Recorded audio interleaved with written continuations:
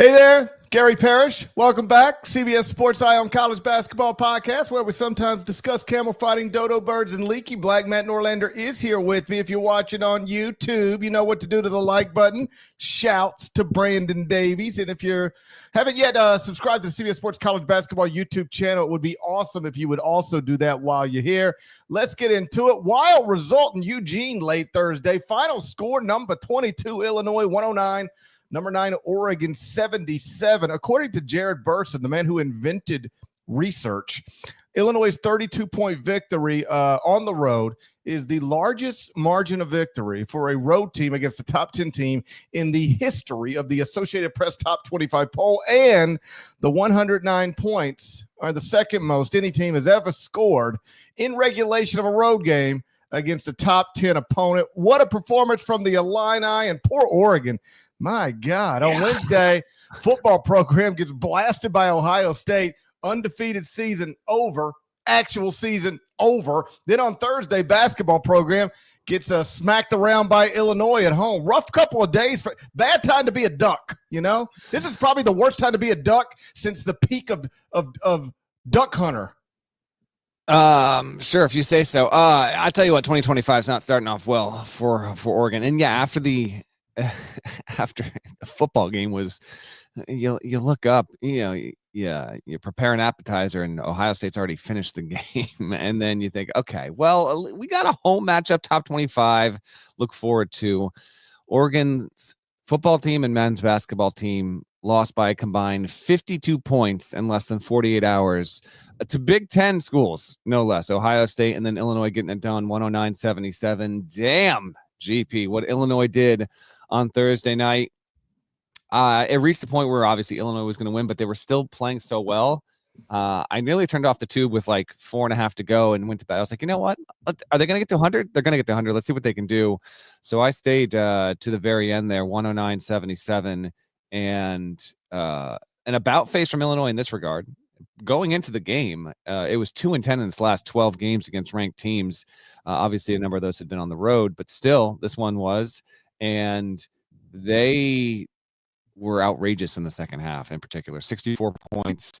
And after starting 0 of 7 from three-point range, Illinois went on to make 16 of its next 22 three-pointers, finished shooting 55% from beyond the arc for the game, 59% inside the three-point arc there. It was the kind of result that, as you're watching it here the next morning, we're going to talk a lot of Big Ten here because there's a lot of results to get to over the past 24 hours or so. The Big Ten feels open. It feels there for the taking. Don't really know who's going to wind up winning the league. You could argue that there are probably for as many as 7 teams to be potentially the champion in this league. But when Illinois does this on the road against a team ranked in the top 10, in my heart of hearts, I don't believe Oregon's a top 10 team. I wouldn't have thought it was a top 10 team even going into last night, but I would have thought it was, and maybe it still will be, a top 15 level team. This is a loud result, GP. The way that Illinois did it with Trey White having team high 20 points, 11 boards, 4 assists, Ben Hummerkaus, season high 18, Kasparas Giacochonis, again, he shows up every night. He is, as I said, I went on HQ on Thursday to preview the game. I'd consider maybe 5 to 8 players in the sport truly to be like must see. And that's, I define that as, that team's playing. You got to pull up the TV because you don't know what you might see, and it could be awesome. Giacochonis is that kind of player there. He, again, was an all-around stud in this one, 16.6 assists, 6 boards overall. Kylan Boswell, like stuff like this. Like he had 15 points. He's been really good lately. He's getting more consistent. They need him to be that. Illinois does if it's going to win the Big Ten. And then Jake Davis and Dre Gibbs-Lawhorn come off the bench. They combine for 23 points.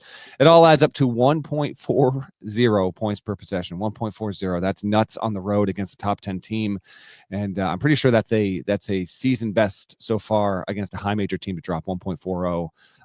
Overall, super duper impressed with Illinois. It jumped from 18 to 8 at Ken Pom overnight. It's 5th at Torvik, and it looks like the best team in the Big Ten. We'll see if that can remain consistent. But you do this is the kind of result that really sends a shockwave to the league and shows that Illinois at its best can be better than any team in the league. Are you too young for Duck Hunt? Is that what you're trying to say? No, I'm familiar with Duck Hunt. Duck Hunt first game, The year must have been 1989. I remember it well, GP. I was with my mother and father. We were walking around. I lived in Kissimmee, Florida at that time. It was pretty sure it was 1989. We were walking around at JCPenney because I remember this because it's the first time it ever happened. And God bless my dad for doing it. Walking around at JCPenney, there's a Nintendo. I half-heartedly like, can we get a Nintendo? I'd love a Nintendo, Dad. Can we get a Nintendo? And lo and behold, wasn't my birthday, wasn't Christmas. I think it was the middle of summer, right then and there. They're like, yeah, we'll get you a Nintendo. Changed my life. It did change your life. Super Mario, Duck Hunt. The kids these days, you really have no idea. The idea that you would have had this orange plastic gun that you shot at the TV and then it would correspond to shooting ducks on the screen. Major change. So truly getting a Nintendo on a day when I thought there was no chance I'd ever do it or get it. Of course, I remember Duck Hunt. Big day. That's a big day. Big day. I mean, a big day. You just get that. They tell you to stand like 6 feet back, but that ain't no fun. No one's doing that. I'm putting my barrel on the screen. Right up on the screen. My barrel's on the screen like this. Pop, pop, pop. I still have. I still got it too. Right over here. I still have my old Nintendo. I still have the very Nintendo that my parents bought for me in 1989. I don't have that one. I have purchased new ones like from Amazon or wherever you buy stuff like this. But I do have the gun. I got Duck Hunt. I got the whole deal. If talking about the game, I'm going to pull out a few Nintendo games just to prove it. If I want to hunt some ducks this afternoon, I got to do some HQ stuff, and I got a to-do list. I got some errands to run. But if I want to settle back in the house a little later on this afternoon and hunt some ducks, I can hunt some ducks on my television. It's a good time. You just put your barrel, you young kids, you never understand. You just put your barrel right on the screen, just pop, pop, pop. You just annihilate one duck after another. If you get bored with that, you could go, jump on turtles and stuff and play Mario Brothers. But you'd always come back and just blast ducks. It's a good way to relieve some stress, I thought. I'd be like a real stressed out 9-year-old, going through all the trials and tribulations of a 9-year-old, and just to let off some steam. And maybe this is the problem. I'm thinking through this right now. We would go let off steam by just shooting ducks with that orange gun. If you watch on YouTube, here it is. Here's the Nintendo. That's right. Okay, there's the. I mean, I didn't realize I was starting my Friday like this, but there we go. And then hold on, just real quick, and we'll get back to the game. This is just randomly pulled out here. Look at that. Tecmo Super Bowl. I mean, better than Tecmo Bowl, by the way. No doubt about it. Mag Max, don't even remember this game. Hold on. Couple of classics. RC Pro-Am, come on now. Oh man, I love RC Pro-Am. Excite Bike, just an absolute I'm so good classic. at Excite Bike. And then this was my favorite, Super Mario 2. I liked it more than 1 and 3, but yeah, I got 25 more. What fun times. That's how we would let off steam. Every time you'd start to feel a little overwhelmed as a 12-year-old, you just go shoot ducks. You wouldn't even think about going into a school. Okay, well, yeah, there's that. Maybe we need more duck hunt in our lives. True or false, Norlander? I think we need more duck hunt. You put me in front of a PS5 and asked me to play whatever. I couldn't even tell you whatever game. So I got no chance. But get me right now on Duck Hunt, Super Mario 2. Double dribble. Forget about it. Blades of Steel. Dribble. Come on now. Anyway. All I know is when kids had duck hunt as an outlet, they weren't shooting each other at schools, right? That's what I know. Look it up. Anyway, this was the worst week. We just experienced the worst week to be a duck since the peak of duck hunt. That's my point. Football program got smacked around. Basketball program got smacked around. And what a victory for Illinois. I mean, first off, you're just never supposed to go on the road and beat a top 10. I don't care whether you think they're actually a top 10 team or not. Like if they got a number 1 through 10 next to their name. If they got a number 1 through 25, you're not supposed to put 109 and win by 32. Outrageous. No, it's outrageous performance. And we've talked about this before. I don't know that it's getting the same amount of national attention that the Duke freshmen get, or that even the Rutgers freshmen get, even though the Rutgers freshmen can't beat anybody. Mm-hmm. Illinois' top 3 scorers are first-year college players. It's technically freshman, redshirt, sophomore, but the redshirt sophomore had never played college basketball. They just took a year of eligibility away for reasons that you probably can't make sense of. Winning in this era of college basketball to this degree with 3 first-year college players, I don't mean 3 new players into your program. I mean, 3 dudes who never stepped on a college basketball court before. That's way harder than Brad Underwood is making it look right now. And if Illinois stays, in this range, I've moved them up on the verge of the top 10 of the top 25-1 on Friday morning. Then when you've got a coach who is winning in a manner that runs counter to the way most coaches are winning and most coaches believe you need to win in this era of the sport, that's how you start stacking, Big Ten Coach of the Year awards and maybe even National Coach of the Year awards as well. And I realize as we talk through this stuff in December, January, like every time somebody has a good 3-game stretch, we're like, he could be a National Coach of the Year. I don't want to overdo it, but this is super impressive what Brad is doing to lose as much as he lost, replace it with largely first-year college players, and be operating at this level is that's impressive stuff.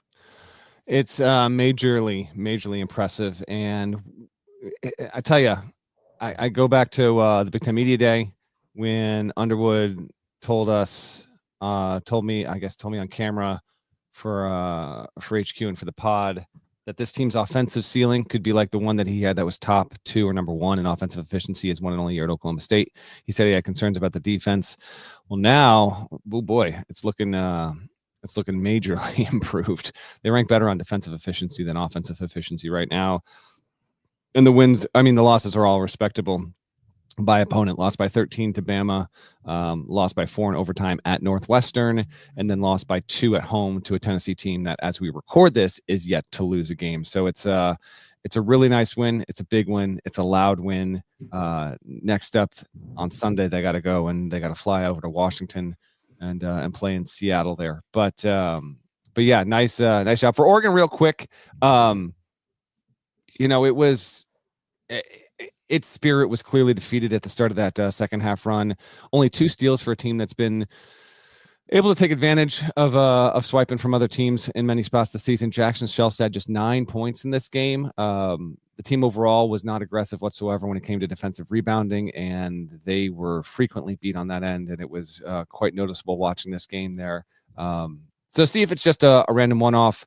Oregon's a quality team. I think it should still fairly be in the conversation to win the Big Ten. But after this, it seems to be a tier below Illinois, if not potentially the likes of UCLA, et cetera, et cetera. In fact, we got a poll. We'll get to the results here before the end of the episode. What team our live audience thinks will win the Big Ten? But a very good win. And we had a lot of GP. If you have no more thoughts, we can keep moving here. I would just say one thing. Over the past few weeks, a lot of people have fallen in love with Auburn and insisted that Auburn should be ranked number 1 ahead of undefeated Tennessee, even though Auburn has the one loss. And the argument is sensible. I mean, Auburn is best in most computers, if not all computers. I'd have to look, but yeah, it's universally the number 1 team. Yeah, right.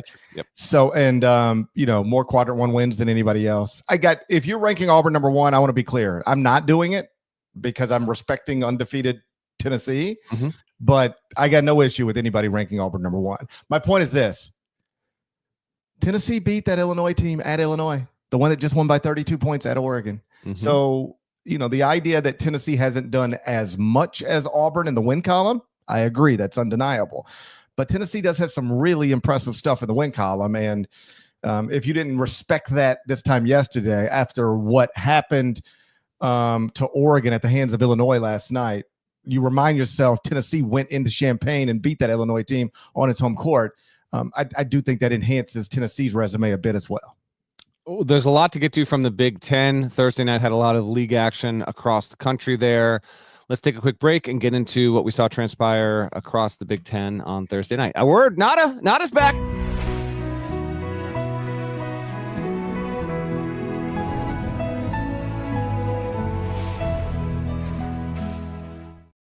Oh, man, it's right around the corner.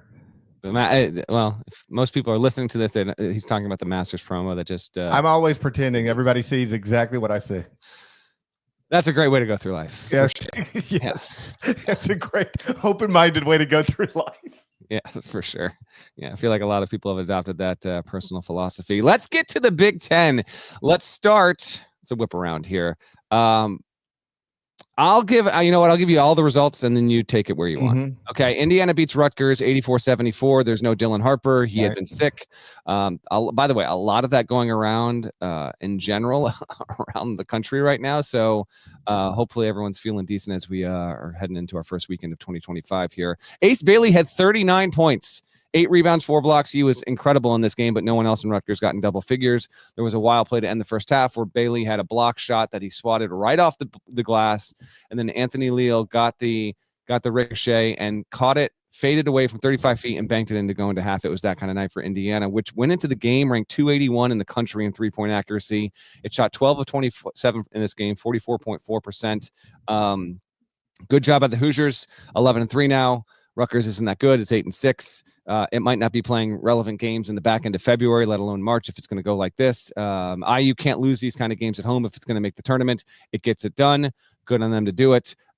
Keep it moving. Then GP, you can circle back if you want. Purdue won at Minnesota. Talk about Big Ten contenders. They made to me, this is the kind of game where you're on the road. Minnesota's not that good. They win by 20. Braden Smith, 20 points, 10 assists, 6 boards, 0 turnovers. Another really, really good game. Just a nice showing from the Boilermakers. No doubt about it. If you're a Purdue fan, that's exactly what you want to see. You're on the road. Nothing's guaranteed. But then they get a clear-cut win there. Penn State beat Northwestern 84-80. The game had 14 lead changes, 11 ties. These teams are now combined 22-6.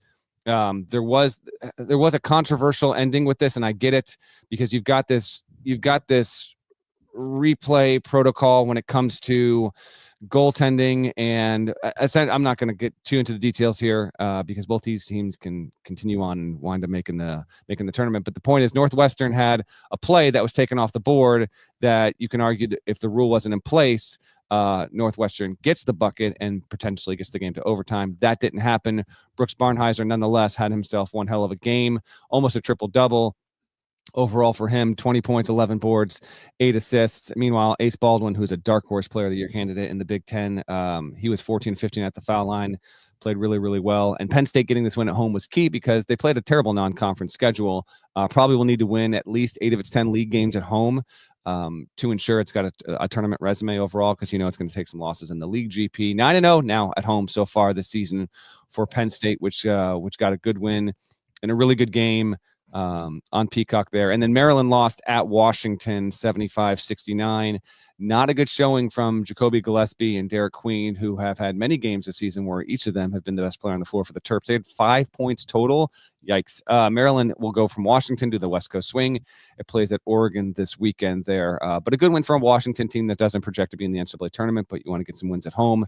They're able to do that. So Thursday night, Indiana wins, Purdue wins, Penn State wins, and Washington wins. Where do you want to go with it? I think the things that stand out there, Rutgers losing, Dylan Harper unavailable, and that's just not working. Like, we're going to have an NCAA tournament missing 2 of the top 3 picks in the NBA draft or something like that. Yeah, they're both, barring injury, knock on wood, they're locks to both be top 5. And frankly, Ace Bailey looked outrageous last night. When we heard that Dylan Harper wasn't going to play, it was like, okay, is this going to be a game where Ace Bailey, and before you could even finish the sentence, he's already got like 7 points, 2 blocks, and it was one of those games. But this is, it's weird because they're both great. They're both great. They've both been really good, and the team just can't win. 8-6, man. They are not close to the tournament conversation right now. They're going to have to really reverse course somehow, and I don't know if they can do it, because I don't know if the freshmen, for as great as they are, for the greater objective GP, I'm just wondering if they can actually get that done. And the weird thing about Rutgers is, as we've watched them over the past 5-6 years under Steve Peichel, they have been a team that has been so stubborn defensively, and that is now gone. That part of their makeup has been taken out in exchange for what they have on the offensive end. And Peichel's a good coach. I actually don't put it past them that they could somehow get some of it back, but drastic changes have to come as soon as possible. Obviously, no Harper changes everything there. I think he's expected to play Rutgers next game in a couple days. To me, that would be the most, or maybe not concerning, but the thing you learn the most about this. Like, Steve Peichel is a good coach. Like, this isn't a deal where you gave 2 top 5 picks to a guy who is a questionable coach. So like, he didn't know what to do with it. Like, everybody respects Steve Peichel as a good coach. And now he's got 2 top 5 picks, but it's not working. I know what Brad Underwood is doing at Illinois right now sort of counters what we're saying, but it's just, For years, John Calipari made this look easy at Kentucky. Mike Krzyzewski made it look easy at Duke. It was never as easy as those men made it look, and it's harder. Sometimes it was not looking easy for Cal. Let's be fair. Yeah, and sometimes, that's why he's at Arkansas now. It didn't always look easy, but for a stretch, for about 10 years, he made it look easy. Then the game changed. It got harder, and now I think it's harder than ever. I really do think what's happening at Rutgers right now could make coaches reevaluate how they recruit. I know it runs counter to like just common sense. Do you really want 2 top 10 freshmen? Yes and no, GP. They're not. If here's the thing, you are right in the macro, right? But every single coach, you can't turn it down. The ability to land 2 potential top 5. No one is saying no to that. You can't. Never going to happen. No coach is going to be like, you know what? I'm going to pass on the guy who might be one of the 3 or 4 most talented players in his high school class. I'll never happen. Yeah, I know. You can't do it. But like what we're learning is that maybe you should, even if you can't, maybe you should. It not apples to apples, but remember North Carolina with the cloud of NCAA sanctions hanging above the program. They had to recruit 4-star guys instead of, they had to recruit 30 to 75 as opposed to 1 to 30. And they ended up being better for it. They won championships or won a championship and went to 2 title games maybe. And I really do think Roy Williams would tell you he would have taken all the 5 stars if he could have, but not getting them actually allowed him to develop within the program and have a more successful team / program. And I just wonder if what we're watching at Rutgers right now, again, it's not going to make somebody say, no, I don't want Dylan Harper and Ace Bailey. That's crazy. You're going to take them both every time. But it's not clear cut that it works. And we're watching that right now. The other result that's notable, Maryland losing at Washington. Like I had a whole thing for Wednesday's episode and we didn't get to it. But like a whole thing of why is Maryland not ranked? Like at the time, only had 2 losses, both of them to teams ranked ahead that are in the AP poll, Marquette and Purdue. Mm-hmm. No big wins, but they do have a win over Ohio State, a win over Villanova, and strong computer numbers across the board. I had Maryland like safely in the top 25 and 1, was ready to make a point of it today, and then they go lose at Washington. Yeah. It's a quadrant 2 loss on the road to a top 100 team with a $2 million player. So whatever. But I didn't necessarily expect that result. Yeah, no. And it seems like I don't have all the teams up in the data in front of me, but having talked to you on previous pods about the teams just knocking on the door, being in your top 25 and 1, Utah State among them, but got them in. Okay, they're in. Well, that's good to know. As of this morning, actually, I'll tee you up on a question real quick. So pull up your doc if you don't have it already. But the point I was making was it feels like right now, and a lot of this is the depth of the SEC, but it obviously extends beyond that league. The teams that are in that like 20 to 32-ish range feel pretty damn good this season overall, and that's a good thing for college basketball. As for the Big Ten, GP, can you just? I'm curious in general. Which teams and in what order, where are they placed? Big Ten right now. How many you got in your top 25 and 1, and where do they land as of Friday morning? I would just have to run through it, but number 1 from the Big Ten would be number 9. It looks like in the top 25 and 1 would be Michigan State. Michigan State is my highest ranked Big Ten team at number 9, followed by UCLA at number 10, Illinois at 12. I've got to figure out what to do with Oregon. I haven't decided that yet. On one hand, they don't necessarily need to drop too much based on body of work, but having done this for a long time, somebody gets smacked around by 32 at home and you drop them 2 spots, your replies get real weird. I'll take a fresh look at it when we're done here, but okay. Oregon's still in there. Purdue, I have it 16th in the top 25 and 1 right now. And that I think is all from the Big Ten. So okay. I don't know that there's a great team in the Big 12, although Illinois obviously looked great last night. But this might be a deal where they've got some really good teams, but not necessarily an obvious national championship contender. Although, sure, Illinois could emerge. I mean, if Illinois plays, yeah, yes. But they got it. That was also. Oh, Illinois starting to check some boxes. I mean, they got a lottery pick. They've got maybe multiple future pros, another 5-star freshman.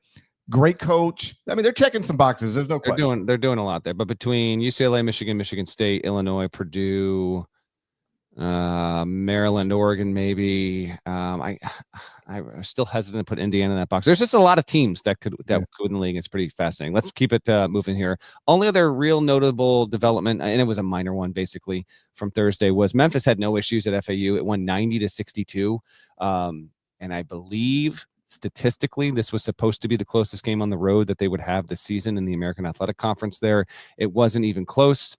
Memphis can really dominate this league. We're just starting, so I'm not going to get into whether or not Memphis can actually run the table, because it's got to get to, in my opinion, mid-February or the first week of February before we really entertain that. However, it wasn't close. FAU is not the same team it's been. It's a complete changeover from what it's been. But regardless, good win for the Tigers. They continue to really build out a nice little resume there. Let's get to Wednesday. Villanova won at Butler. That's only notable because Butler has just gone off the cliff, dropped 6 straight. Nova just trying to see if it can, jumpstart its season in league play. We'll see. But Butler's been disappointing. Wasn't expected to be a top 30 team by any means, but damn, man, can that program get any kind of traction under Thad Matta? Not good. And then as predicted correctly, tongue in cheek on this show just a couple of days ago, and predicted incorrectly in writing form at CBSSports.com. I said Drake would be the last undefeated team. Yeah. And doing so, I would indeed be jinxing them. That did happen. Drake lost. We only have 3 undefeated left. They're all in the SEC. We'll get to that in just a bit here. Lost at UIC by 4. Drake is done from the undefeated column. And then the other one, let's just dive into this a little bit here. Louisville 83, North Carolina 70. UNC is 8-6. I believe they moved up to 14th in GP's rankings after this loss. Mm-hmm. Meantime, Louisville, shorthanded, of course, without a couple of players here from what they started with for the rest of the season. This was it was a good day and a good start to 2025 for Louisville fans. They land Mikhail Brown Jr., a top 10 prospect in next year's class. Their best get on the recruiting trail in more than a half decade. That happened before this result. And then you get Carolina in your building. You close out dominantly. I mean, UNC just died on the vine in the final 3 minutes of this game. Louisville winds up winning 83-70. A nice win, good gains. Cardinals fans, all right, you got a little something. You did something at home here. Let's see if we can move forward with a little bit more momentum. After we said on the previous show that, it might just wind up being just an okay, whatever kind of season. You're one of Pat Kelsey. It still might be that, but hell, man, you get Carolina in your building and you take care of it and you get it done. Good on the Cardinals. UNC though is the story here, because now at 8-6, I know every single loss at a certain point, there's no more excuse making for North Carolina. Every single loss is understandable. I don't have it in front of me. GP might well know it. I got to believe that every single loss Carolina has is all in quad 1. Fine, whatever. But you're 8-6, and your only 2 wins of note are against Dayton on a neutral, where you needed to come back from 17 down to get it done, and then UCLA on a neutral, where you also needed, now, credit for the wins, but the context of the wins and how they achieved them are certainly relevant there. Those 2 wins could have easily been losses, thereby combined 4 points, and right now UNC is 8-6 and staring at 2 of its next 3 on the road as well there. This team is probably just going to be it's just going to be a melodrama the entire season, man. Like they can be dangerous, but they can be caught in any kind of game. They start out every single game slow, and this one was almost the inverse, where Louisville they ended the game the way they usually start most of their games. Your thoughts on your beloved Tar Heels, GP? Well, I had them out of the top 25 and 1 even before the loss at Louisville. But yeah, how brave of you to put an 8-5 team not in your top 25 and 1 rankings, by the way. You gotta stand for something, Norlander. Yeah, exactly. At some point, you gotta. If you don't stand for something, you'll fall for everything. That's right. That's right. And buddy, have I fallen for Hubert Davis? Yes, multiple times. Yes. You just can't quit him. You can't. Hubert Davis is like the old girlfriend that I can't trust. I know I can't trust her, but I keep going back. I'm like, it'll be different this time. I like that shirt. I like the way that shirt looks on her. It'll be different this time. I had them preseason number 1 one time. They missed the NCAA tournament. I had them preseason top 5 this time. They can't beat Louisville. In fairness, you are right. All 6 losses are in quadrant 1. But I think even North Carolina fans right now would tell you, shut up. Like, we got to win some. Right now, they told you this in August. They did. I will forever give North Carolina fans credit. They are they seem to be reasonable about the caliber of basketball team they have. Because I spent the whole offseason trying to say, man, I think you guys are going to be all right. And they were like, we're not, GP. We're not going to be all right. You stink. I was like, okay. Like every other fan base wants to tell you how awesome they're going to be all the time. And when they're not, their internet goes out. All right. Internet completely goes out. North Carolina fans of the Blue Bloods, though, that's the fan base that I have recognized are eager to tell you their team sucks when it does. Other fan bases try to argue with you. North Carolina fans are like, no, man, we hate our team too. Yeah. We hate our team more than you do. I saw Nada put it in the chat here. Welcome back, Nada, by the way. Juwan Howard's back too. What do you mean Juwan Howard's back? In the chat. Oh, Juwan. Okay. The Juwan Howard imposter. I actually didn't catch that, but all right, fair enough. He said he's been out playing duck hunt. Big duck hunt fan. Okay. And it doesn't surprise me at all. He'd be a Mike Tyson punch out kind of guy. That'd be me. But whatever. Oh, okay. I could see Juwan Howard KO and Soda Popinski, no problem. Is it too early? Yes. It's too early. Well, is it too early? That's a profound question. I think it's too early.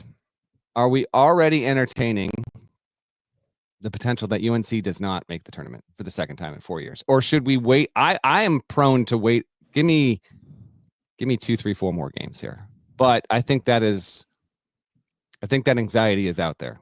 I'm not ready to go there yet. I had them ranked 2 days ago. I know. So I'm not ready to go there yet, but it's not going well. How about this? Pessimistic North Carolina fans were way more accurate about their basketball team than I was in the preseason. Yeah, we've established that. What else? What else you got? That's all I have. That's all you got. I'm really focused on that right now. I do wonder. They've hit this weird stage and phase. Ian Jackson is coming into his own, but he's a freshman, but it's undeniable. He's been the past 3 games, 23, 26, 24 points. He's becoming the kind of player this season to this team that RJ Davis was the past 2 seasons. Meantime, RJ Davis has not been the guy. He just has not been what we expected him to be. He has not been the player he was a season ago. Elliot Cadeau is just still unpredictable. They're not a big team. It's a fascinating arrangement they have here. I think they're going to make the tournament. I do think they will make the tournament. I remember this 2 years ago when we were on this podcast and we were doing this exact thing in December and January. And our beloved producer kept saying this team ain't going. Nada, turn on that mic real quick. Real quick. Welcome back. Welcome back from your overseas vacation. Thank you. No skiing in Austria for you, by the way? No, I didn't want to risk my ACL on that one. Hate to see it didn't feel like a worthwhile risk. Y'all be making fun of me. And also, I'd had to take an alternative trip to Turkey to get my ACL fixed. Okay, well, I'm glad. Getting your ACL fixed in Turkey would have been a hell of a story. I actually am now frustrated with you all the more that you didn't do this, so you couldn't have that kind of story. Regardless, I wish you'd done it for me, but I understand all the while. Here we are, January 3rd. Is North Carolina making the tournament in 2025? Yes or no? Absolutely not. They're not. Absolutely not. Absolutely not. Absolutely not. And remember, said absolutely not about this first last time. All right. I do not say absolutely not. I want that to be clear. I was merely. I know we're going to do this again. Echoing I'm still saying they're going to make it. I think they're going to make it, but they are 8-6. I mean, here's the thing, Norlander, that people don't realize about the NCAA tournament. You got to put 68 teams. You got to get 68 teams in this thing. That's I know, right. But that was true 2 years ago, and they didn't get in. So it's tough. We'll see. They're at Notre Dame, then they're home to SMU, then they're at NC State, home Cal, home Stanford. You got to go 4-1 in that stretch minimum.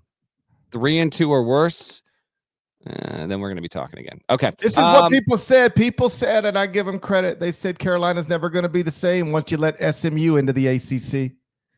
Speaking of SMU, they got a big home game this weekend, and that game is part of the Final 4-1 presented by FanDuel. Make every moment more. But first, it's time for one more break. We're going to get to a huge. It is a stacked weekend.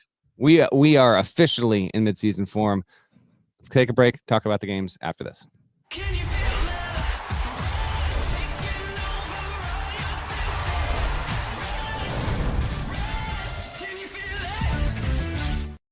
It's time for the Final 4-1 presented by FanDuel Sportsbook. Make every moment more. Updated season records. Man, buddy. You don't even have to go there if you don't want. I'm like the North Carolina of the Final Four and 1.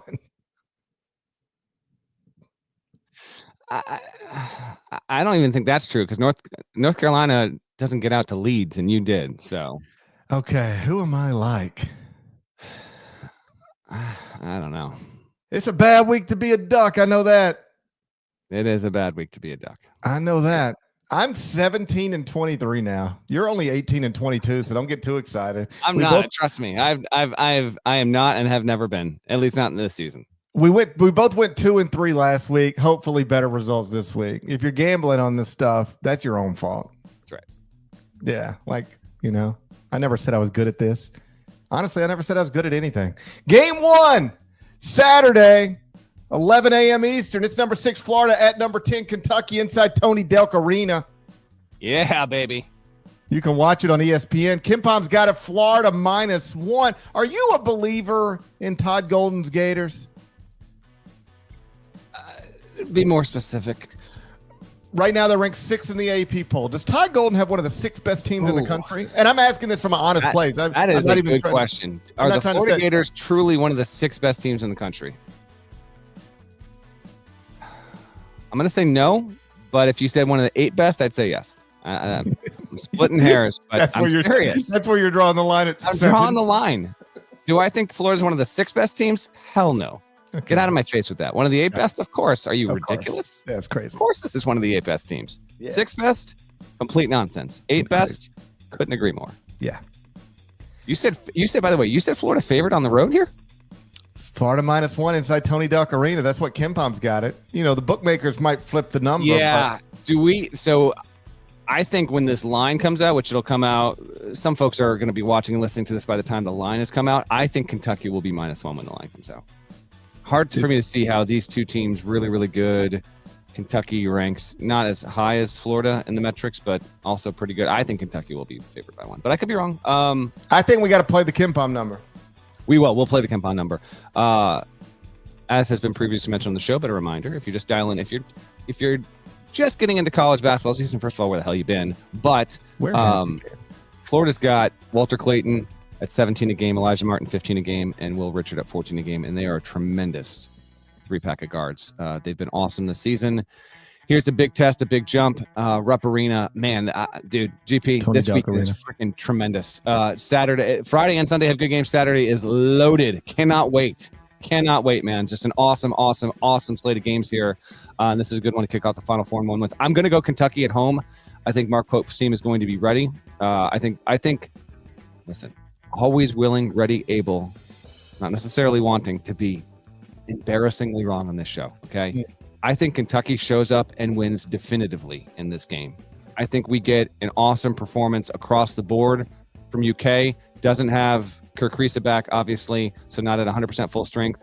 But give me a huge game out of Amari Williams, another really good performance out of Otega Owe, and a really nice showing from over under 3.5 made 3-pointers in this game from Kobe Brea. I'm taking the over here. I like Kentucky to win single digits, but in the 8-9 range more than the 1 or 2 range there. Wildcats get it done and cover. I hear what you're saying. It just sounds like you're scared to say it. But I hear what you're saying. It just sounds like you're scared to say it. What it sounds like you're trying to say without saying it. Damn it. It sounds like you're trying to say Florida's a computer tricker. I'm not. I said top 8. I said top 8, not saying a computer tricker. I don't Florida believe that. is 13-0 with 12 double-digit victories. Strong computer numbers across the board, but only 1 quadrant 1 win, and that's over a North Carolina team that can't stop losing. On that note, do you think Florida's a computer tricker? No, I'm not saying that. I'm not ready to say that. They do have 0 wins over top 45 teams in the net, though. Well, here's a wonderful opportunity on Saturday. I'm taking the Wildcats inside Tony Delk Arena. Look at me. Do I look like somebody's going to pick against Mark Pope inside Tony Delk Arena? No. Not on this weekend. Not in the year 2025. Someone in the chat calling Florida AI. That's a little aggressive. That's a little much. That's next level computer tricker. Let's not go there. What if Florida's not even real? Have we thought about whether Florida's even real? What a wild situation. Oh man, a lot of things that come out of Florida. They really test the boundaries of what our known reality is. What's game 2? Saturday, 2 p.m. Eastern, number 25 Baylor at number 3 Iowa State inside Otzelberger Coliseum. Oh man, the rare compliment, the Coliseum, the building named after the active coach. Trivia time. Who is the only person to ever take Iowa State to multiple Sweet 16s in the NCAA tournament? Fred Hoiberg, of course. TJ Otzelberger, not even the great Fred Hoiberg, husband to the great Carol Hoiberg, not even the great Johnny Orr. The great Johnny Orr, I know. To do what TJ Otzelberger has already done. You can watch this one on CBS. Heck yes. It's America's most watched network. It's the network of stars. This game, by the way, the two top scoring teams in the Big 12. Baylor 86 and change a game, Iowa State 87 and change a game. Cyclones can score. Cyclones have also won 4 of the past 5 matchups between these two. And as of late, it has been dominating Baylor. Won the past 3 by 14 plus points there. See if Baylor can change it and get it just its second. It only has 1 top 5 road win in the history of its program as Baylor. See if they get number 2 here. Let me ask you a question. If Iowa State gets a 2 seed for the second straight year and brings back its top 4 I'm gonna pick them scores, the top 15 guaranteed. Where would you have them next preseason? At least 15. Yeah, that's fair. That no doubt fair. about it. I wish I could have got you to believe in Iowa State in the preseason as much as I believe in North Carolina. I don't know where I was. Kim Palm's got this brutally wrong. Kim Palm's got this Iowa State minus 9. That's a big number. Wrong. That's a big number to get to Bryce Drew's brother. It's a big number. That's a North big Shadow number. Amir, The Homer's son. Big spot for Baylor's big man there. He's got a team high 16.1 points, 10.9 boards per game. Want to see what he can do in this one. But Iowa State's been hot, man. 8 in a row, longest win streak in the Big 12. This is the best team in the Big 12 right now. Objectively, it's not even close. On their 8-game winning streak, Iowa State averaging 89 points, shooting 51.5% from the field, 10.5 steals per game. These are all best in the league across that span there. And Keyshawn Gilbert versus Baylor. Keep an eye on him. He's played 2 games, averages 22 points, shoots 52% from the field, 5.5 boards, 4.5 assists. We've mentioned Gilbert before. I think he's the best player on a very balanced Iowa State team. Interested to see how he shows up in this one. That's a big number though, 9. Although Iowa State has defeated Baylor double digits frequently as of late. You know what? I could come to rue this, but I'll pick Baylor to be inside of that number. That's an awesome game on CBS. Both ranked teams got a number of top 25 matchups. Florida, Kentucky's one of them. Baylor, Iowa State is another one. But I'll get the Bears to make that cover. Tough situation for me. Most of these are, and it's of your own doing. Very trustable building. Mm-hmm. Otzelberger Coliseum. Yeah. Incredibly trustable coach. Only man in Iowa State history to take the program to multiple Sweet 16s. But then on the other side, you got a Drew. You know how I feel about Drews. Very, very much so. So like you. This is Bryce, and I don't care. I don't believe that. I just think that he was going through something when he said that. I don't believe that. I can hit him up again, see what he feels, and get a new sound drop if you want. I feel like when you're going through what he went through at Vanderbilt, you start to detach a little bit. But when he was at Grand Canyon when he recorded that, I'm pretty sure. No, he physically was. Physically, he was at Grand Canyon, but mentally, I think this is actually, teams get ready to play. Coaches are the head coach is always back there in the locker room while the assistants are out there going through the drills. This is 9 minutes before a tip against New Mexico State back in 2021. It is funny. I don't care. You always think coaches are like in the back, like doing all this stuff. They're doing nothing. They're doing 15 minutes. Don't get into their head and they're like, how are we going to win this game? But there is this weird 15-minute period where they're just sitting in the coach's locker room and catching up on text, checking in with the wife. What do I have to do tomorrow? Bringing the kids to school. It is. If you actually went in there and got a truly honest portrait of what a lot of them do before, it would. They're just scrolling. They're scrolling Instagram. Come on now. You know that happens. Very early in my career, a coach I was friendly with was like, hey, yeah, just come back to the locker room about 20 minutes before the game. And I was like, really? He's like, yeah. And I was like, okay. I had never had a coach say that to me before. And so about 20 minutes before tip-off, tip-off's at 7:05, at 6:45, the crowd's we're ready. And I just sort of go back there, walk in. And he's like, GP, what's up? and like nothing. We're just sitting there. He's like, yeah, you don't really do anything. We're just like, they're out there. Like Tom Izzo actually goes out. Izzo goes and he sits. Izzo goes and sits out there, but most head coaches come out like 2 minutes before tip off. I know. Like they have to make it's like tradition. Whatever. Do what you guys want to do. But most of these guys they could be out there well before. Dusty May is one who also tends to get, coincidentally enough, another Michigan coach. He tends to get out there a little bit earlier. It's a tough situation for me. We've gone over. Bryce, I know he was physically at Grand Canyon, but mentally, I think he was still back in Nashville. And that's why it's very easy when you go through adversity in life to be like, I don't care about nothing. That's a very natural thing for you. I don't care about nobody. Nobody really means that. I don't think people really mean that. I hope people don't really mean that. What's the pick? Tough situation. On one hand, I got a building that I trust and a coach that I trust, but on the other hand, it's the Drew family, and you know how I feel about that. I can't give 9 points to a Drew. I can't give 9 points to a Drew, even inside Altenburg Coliseum. So I think Iowa State wins the game. I think Iowa State's way better than you ever thought they could be in the preseason, but I can't give 9 points to a Drew. Bryce or Scott, or Homer for that matter. Game 3.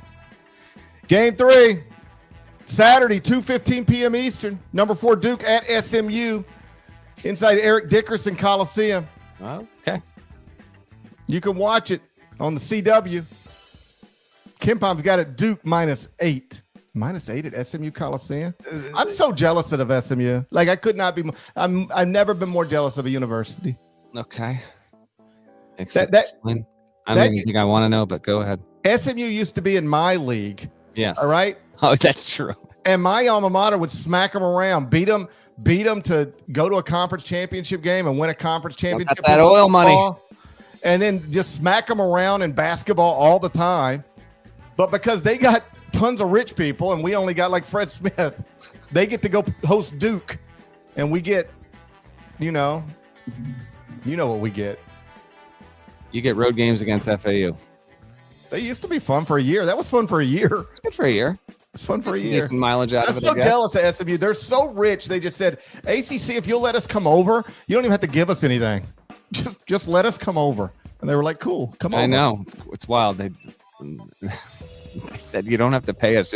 Just let us into the room, and you don't have to pay us any. And it's actually brilliant. You want to know why it's brilliant? Because look what happens tomorrow. Sure, of course. 11-2 SMU hosting Duke. This matchup is weird as hell. It's a conference matchup, and Duke's going to go and fly out to Dallas and play a game against an 11-2 team that does not yet have a top 50 win. But that can change here. It is an intriguing one. It's a sellout, obviously. Both teams have won 7 in a row. SMU is averaging 87 and change a game, led by, Boopy Miller. 15 a game. Chuck Harris, 12 a game. Shooting 39% as a team from three-point range there. You've got the top scoring defense in the ACC with Duke and the best scoring offense in the ACC with SMU. So it is an intriguing matchup. That's a tricky line. Duke and SMU have played 4 times ever. The most recent was the 1988 NCAA tournament. Game was in Chapel Hill, by the way. The rare Duke game in Chapel Hill, not against North Carolina. Duke won that one 94-79, again in the 88 tournament. 8 is a lot here. I don't know how good SMU is, but it is on the road. It's a bit too much. Give me the ponies. Why not? This would be if the ACC can get a team that can really pop in and make some surprise here, a little bit of change of pace from a storyline perspective, I welcome it. Andy Enfield, year 1. Here's your first big game that matters. A lot of people are going to be watching this one. Duke comes into your building. Cooper Flagg has continued to be outrageously good. And the best freshman in the country, even above Dylan Harper at Rutgers there. But I will take SMU to get inside this number. Giving 8 on the road against a 2-loss team by the 4th day of January can be a tricky spot. Don't know if SMU's a computer trick or not, GP. I'll go Blue Devils here. I'm sorry. I will go ponies to cover, Blue Devils to win.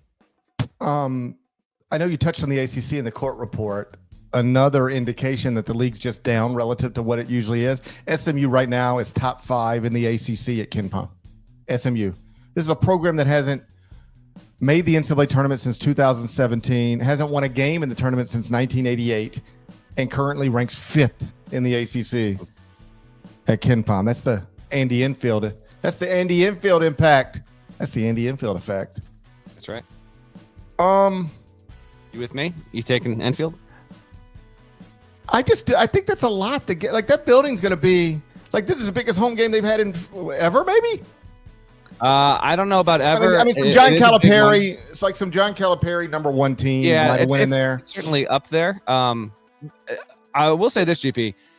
This is also the kind of situation where if Duke goes in, and we were talking Sunday night about them winning by 16, like, you know, they just reinforced how they are they already are a national title contender, but in this spot, if you go in and it's just not even close, and you kind of recalibrate the perspective on SMU, I think that's on the table as well. But I just think it's too many, and I like SMU to cover. Yeah, it feels like too many too for a building that's going to be on fire the way this building is going to be. But I got to go opposite you somewhere, so I'll lay the points. Give me Duke. 3, is it not? Yeah, give me Duke minus the 8. But I told you how I feel. You know how I feel about it. I think you got a decent chance of being right here. You know how I feel about it. Game 4, Saturday, 6 p.m. Eastern.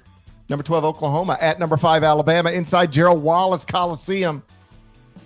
You can watch it on the SEC Network. KenPom's got it, Alabama -9. Bunch of big numbers.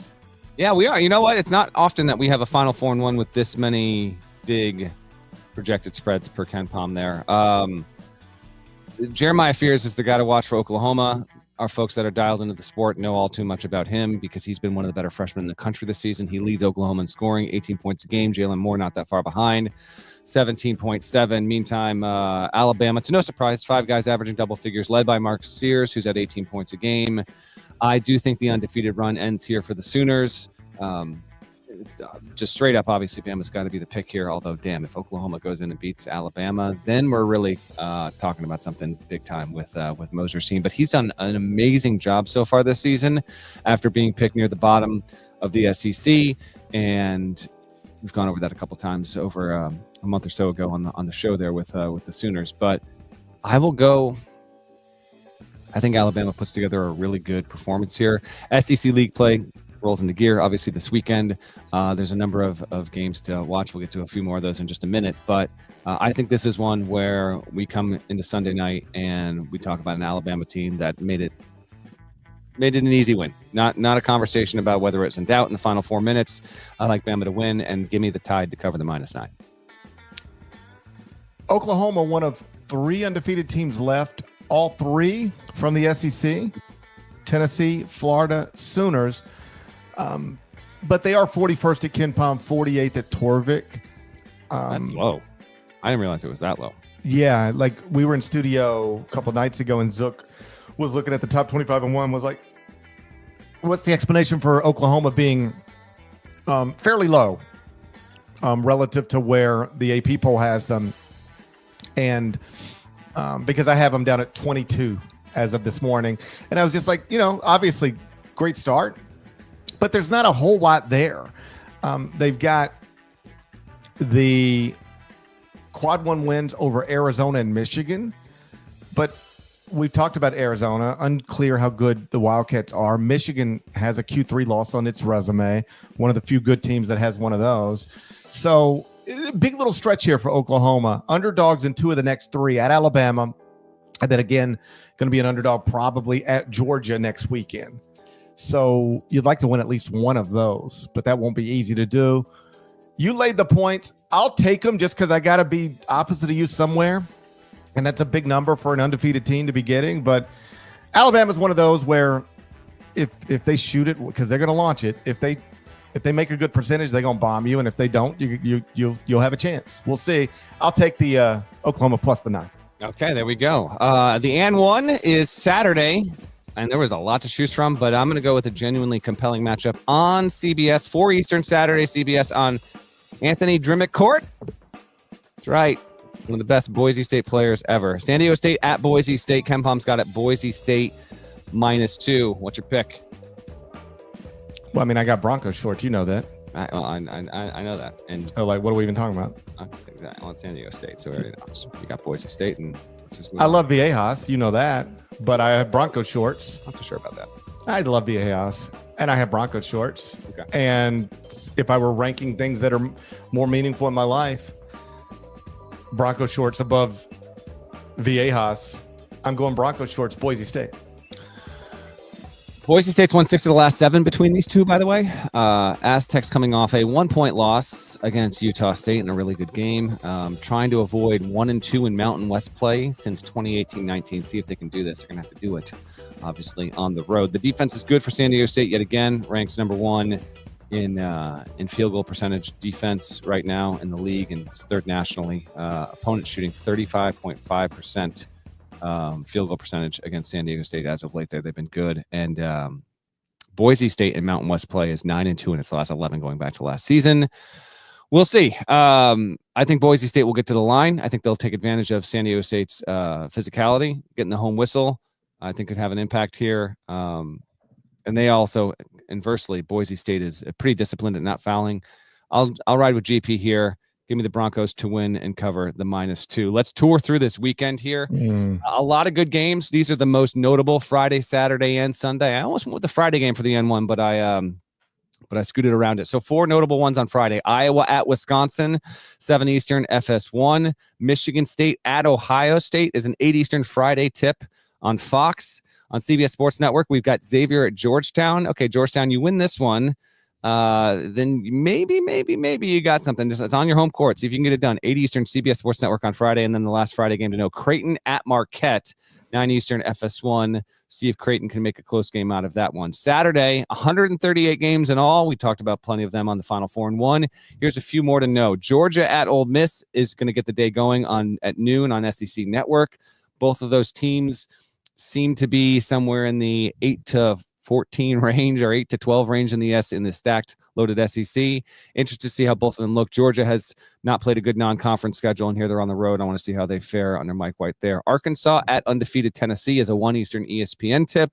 See if the Hogs can give the Vols a scare in Knoxville. BYU plays at Houston. This is a 2 Eastern tip on ESPN+. BYU has gotten off to a pretty good start overall. Maybe not an NCAA tournament team, but can you go in and do something against Houston? BYU is 10-2 right now, GP. Sneaky good one. You know, I love my sneaky good games. UCLA at Nebraska. UCLA going to try and walk in the Pinnacle League on Saturday. Nebraska's 11-2, folks. Nebraska is 11-2, getting the Bruins coming into their house there. Can Fred Hoiberg's team, only losses by 3 to St. Mary's back in the middle of November. And then we're absolutely roasted and toasted at Michigan State about a month ago. But other than that, they've been okay. Haven't played that strong of a non-conference schedule, but just a 2-loss team there. Interested to see that game. That's at 2 Eastern on Fox on Saturday. And then 2 more. Arizona at Cincinnati, 2:30 Eastern, FS1. Arizona in a spot where that's going to be a tough one. But for Cincinnati, okay, you've got an Arizona team that's been middling coming into your building. You just got taken out on the road against Kansas State. We want to take you seriously as a top 5 team in the Big 12 and a team that's obviously on a track to the NCAA tournament. You're first since Cronin was there.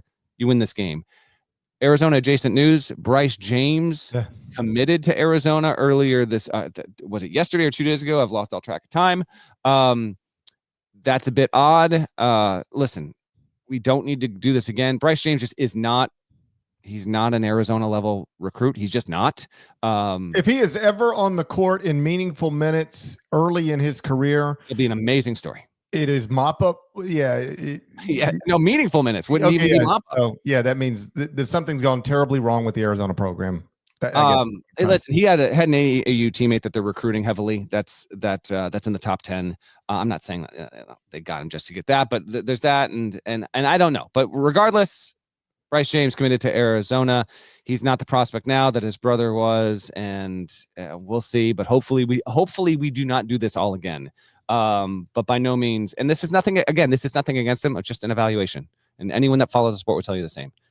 Because his name is James, he's going to get this opportunity. I hope he is able to maximize it to its ultimate effects. But if his last name was not James, he would not be at Arizona. We should never. And if you want to make a promise, I'm happy to do it with you. We should never talk about him again until he transfers. Well, I can't promise that because we don't. Maybe he'll have a relevant event that might happen. But generally speaking, we will avoid, as we tried to do our best, and I think we've mostly succeeded on this show, not talking about Bronny James unless there was an actual news peg attached to it there. But that was a recruiting development. It is LeBron James' son, and he did commit to Arizona earlier this week. The Wildcats are at Cincinnati at 2:30 on Saturday on FS1. And then another Saturday game to know, Texas at Texas A&M. That's a quality SEC matchup on SEC Network at 8 Eastern. Both good teams, both teams on the track to make the tournament, like every damn team in that league, not named South Carolina practically at this point. We'll see what develops there. There's even more, but I think that's the majority of what to know Saturday. And then on Sunday, you've got Indiana, Penn State in Philly at noon Eastern, Big Ten Network. Tasty matchup there. See if Penn State can continue to make really nice strides in year 2 under Mike Rhodes. Northwestern is at Purdue at 2 Eastern on Big Ten Network. See how they rebound after not being able to pull off the win at Penn State on Thursday night. Maryland at Oregon, 4 Eastern on Peacock. It's a tough one for the Terps here. You get taken out against Washington, and now you got to go play an Oregon team that's going to be ticked off. See if they can try and make the most of it there, or we'll see if Illinois expose something and Maryland can take advantage of it. And then Kansas at UCF, again with these Big 12 ESPN Plus things. That's what this is. That's a 4 Eastern tip on Sunday.